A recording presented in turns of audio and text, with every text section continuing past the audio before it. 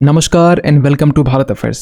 आज से कुछ मंथ पहले जब यूएस की तरफ से H1B वीजा के फीस को हाइक किया गया था, ये सोचकर कि जो जॉब्स है ये अमेरिका में ही रहेंगे और जो ग्लोबल टैलेंट्स है H1B वीजा के फी हाइक होने के कारण ये यूएस में एंट्री नहीं कर पाएंगे। और इसका एक सबसे बड़ा इम्पैक्ट हुआ भारत के ऊपर में, क्योंकि 70% जो H1B वीजा है ये भारतीयों के लिए इशू किए जाते थे। लेकिन जिस सोच के साथ में H1B वीजा के फी हाइक किए गए इसे क्रैक डाउन करने के लिए, लेकिन अब ये बैक फायर होता हुआ दिखाई दे रहा है, क्योंकि रिसेंटली ऐसे आर्टिकल पब्लिश किए जा रहे हैं जिसमें ये कहा जा रहा है कि जो बड़े बड़े बिग टेक जाइंट कंपनीज है यूएस के, जिसमें मेटा से लेकर Amazon, Apple, Microsoft, Netflix, Google, ये कंपनीज यूएस में अमेरिकन को हायर करने के बजाय भारत में ही इंडियन टैलेंट्स को हायर कर रहे हैं। आप यहाँ पर देख पाएंगे इसके रिगार्डिंग जो आर्टिकल्स हैं, 32,000 jobs offshored, influencers claim H1B visa crackdown backfire. Even कि ये जो नंबर है ना 32,000, ये लास्ट ईयर के कंपैरिजन में ये 18% ज्यादा है। मींस ईयर ऑन ईयर जो ग्रोथ है ये 18% ज्यादा है। और ये स्टेप इसलिए भी इंपॉर्टेंट हो जाता है क्योंकि इसके बाद भारत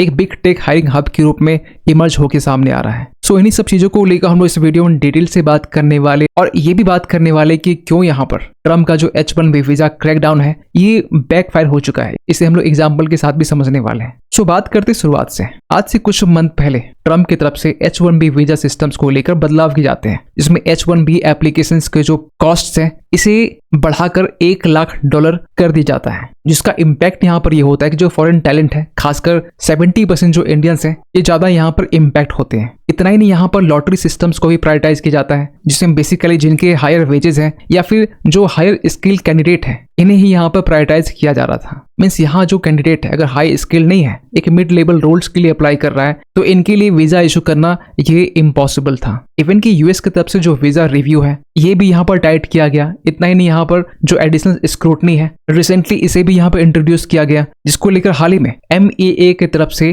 कंसर्न यहाँ पर रेज किया गया, क्योंकि जो इंडियन टैलेंट्स हैं उनके लिए वीजा इशू करने के बाद भी एक डिले देखने को मिल रहा था। जो एप्लीकेंट्स है उनके अंदर में एक फ्रस्ट्रेशन था कि वीजा इशू करने के बाद भी वीजा को रिव्यू किया जा रहा है, कॉन्सुलेट्स में IS की तरह इंटरव्यू लिए जा रहे हैं। इतना ही नहीं, यहाँ पर यूएस की तरफ से एक हायर एक्ट भी लाया गया, जिसमें 25% आउटसोर्सिंग टैक्स को यहाँ पर वसूला जा रहा था, जिसमें यूएस की जो बिग टेक जाइंट कंपनीज हैं ये अगर अपने ऑपरेशंस को आउटसोर्स करते हैं, फॉर एग्जांपल कि इंडिया में, तो ऐसे कंडीशंस में जो कंपनीज हैं उन्हें 25% यहाँ पर आउटसोर्सिंग टैक्स गवर्नमेंट को देना पड़ेगा। और इन सब के कारण जो एप्लीकेंट्स हैं ऑब्वियस सी बात है यहाँ पर फ्रस्ट्रेशंस को फेस कर रहे थे। लेकिन जो बिग टेक जाइंट कंपनीज हैं जैसे Google, Amazon, Meta, Apple, Microsoft, ये भी H1B वीजा की फी हाइक को लेकर काफी परेशान थे, क्योंकि इनके लिए सेम जो ग्लोबल टैलेंट है इन्हें जॉब में रखना महंगा पड़ रहा था, क्योंकि जो रिलोकेशन कॉस्ट है, लिविंग कॉस्ट है, ये अब काफी ज्यादा बढ़ चुके थे।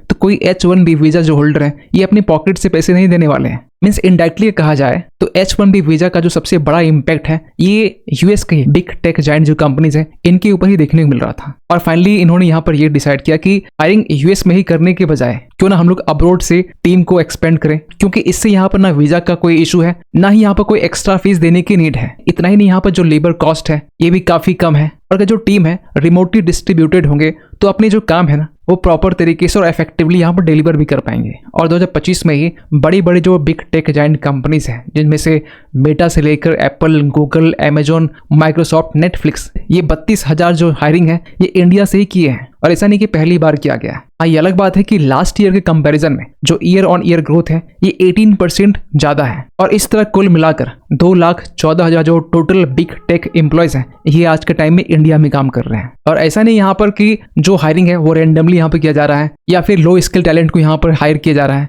आपको बता दें कि यहाँ पर जो इंजीनियर्स हायर किए जा रहे हैं उनमें से जो इंजीनियर्स हायर किए जा रहे हैं वो या तो artificial intelligence and machine learning से है, cloud infrastructure, cyber security, data engineering और गवर्नेंस फंक्शंस, इन सब हाई स्किल पोस्ट के लिए जो टैलेंट है यहाँ पर उन्हें हायर किया जा रहा है। सो कंपनीज यहाँ पर बेसिकली प्रायोरिटाइज कर रही है स्पेशलाइज्ड और हाई वैल्यू टेक्निकल रोल्स के लिए। और जिस तरीके से जो बिग टेक जाइंट कंपनीज हैं ये इंडिया में ही इंडियंस को जो हायर कर रहे हैं, इसको लेकर जो अमेरिकन्स हैं ये भी ट्रम्प के H1B वीजा प्रोटेक्शनिस्ट क्रैकडाउन को क्रिटिसाइज कर रहे हैं। इन्होंने यहाँ पर एग्जाम्पल देके ही बताया कि कैसे यहाँ पर 6 मंथ में जो नुकसान है वो कहीं न कहीं यूएस को ही हुआ है। इन्होंने यहाँ पर ये बताया कि अगर 32,000 जो लोग हैं अगर इंडिया में रह के इंडियंस को ही हायर किया जा रहा है, और अगर यहाँ पर एक पर्सन की जो सैलरी है अप्रॉक्स $1 लाख के आसपास में, तो टोटल यहाँ पर जो वेजेस हैं ये $3.2 बिलियन जो डॉलर है ये यूएस से बाहर जा रहा है। तो इन्होंने यहाँ पर यह बताया कि अगर ये यूएस में रहते हैं तो यूएस में रहने के चार्ज, लिविंग कॉस्ट, खाने पीने से लेकर बाकी जो इकोनॉमिक एक्टिविटीज हैं, ये भी कहीं के यूएस में होता। तो इसको लेकर यहाँ पर जो कॉस्ट बताया गया,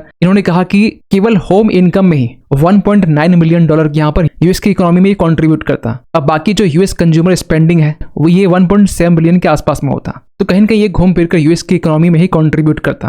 अब क्योंकि यहाँ पर जो 32,000 लोग हैं ये इंडिया में ही इंडियंस को हायर किए गए, तो खर्च भी यहाँ पर इंडिया में ही होंगे। तो यहाँ पे इन्होंने लास्ट में ये भी कहा कि H1B वीजा लाने के पीछे पर्पस क्या था, ये जो जॉब्स है ये अमेरिका में ही मिलना चाहिए, अमेरिकन को ही मिले। लेकिन जो बिग टेक जाइंट कंपनीज हैं इन्हें अब ग्लोबल टैलेंट की यहाँ पर लत लग चुकी है, तो यहाँ पर ये ट्रम्प के जस्ट ऑपोजिट काम कर रहे हैं। खैर इसके अलावा यहाँ पर ये भी अपडेट निकल के आ रहा है कि जो यूएस फर्म्स है ये अब भारत में जीसीसी को भी एक्सपेंड कर रहे हैं। जीसीसी का मतलब हुआ ग्लोबल कैपेबिलिटी सेंटर, जिसमें बड़े बड़े जो कंपनीज हैं ये अपनी ऑपरेशंस के लिए, खासकर एचआर से लेकर जो फाइनेंस है इनके ऑपरेशंस के लिए ये अब्रोड में ग्लोबल कैपेबिलिटी सेंटर ओपन करते हैं, जिनमें खासकर जो माइक्रोसॉफ्ट है, अमेजोन से लेकर जेपी मॉर्गन, डिलॉयट, गोल्डमैन सैक्स, ये तमाम जो बड़े बड़े बिग टेक जाइंट कंपनीज हैं ये सभी भारत में अपने जीसीसी सेंटर को ऑपरेट करते हैं। और रिसेंटली भारत में जो जीसीसी के नंबर है ये 45% तक ये राइज हुए हैं। इवन कि यहाँ पर काफी रिपोर्ट्स ये बता रहे हैं कि जो जीसीसी है वो रैपिडली इंडिया में एक्सपेंड कर रहा है और ये 18 से लेकर 27% तक ईयर ऑन ईयर यहाँ पर ग्रो कर रहा है, जिसमें भारत में ही ये हर साल 3 लाख जॉब्स को एनुअली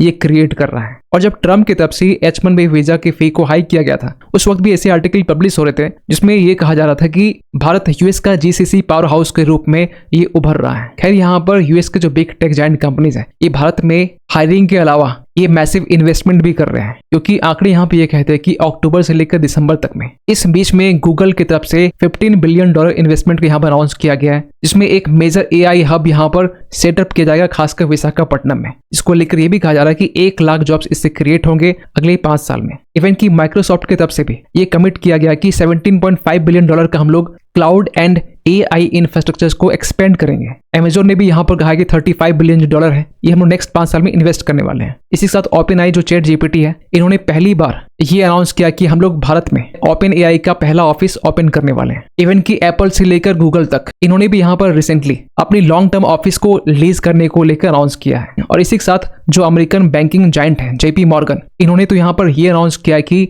हम लोग एशिया का जो लार्जेस्ट ग्लोबल कैपेबिलिटी सेंटर ये भारत में ही सेटअप करने वाले हैं। और ये कोई पुराना आर्टिकल नहीं है, आप यहाँ पर देख पाएंगे 22 दिसंबर का ये आर्टिकल्स है जब ऐसे अपडेट सामने निकल के आ रहे हैं, जिसमें जेपी मॉर्गन ने यहाँ पर यह भी कहा कि हम लोग आउटसोर्सिंग के बजाय स्ट्रेटेजिक वर्क के लिए ये इंफ्रास्ट्रक्चर को बिल्ड करने वाले हैं। खैर आप क्या सोचते हैं पूरे अपडेट को लेकर, कमेंट कीजिएगा। मिलते किसी अगले वीडियो में, तब तक के लिए थैंक यू सो मच।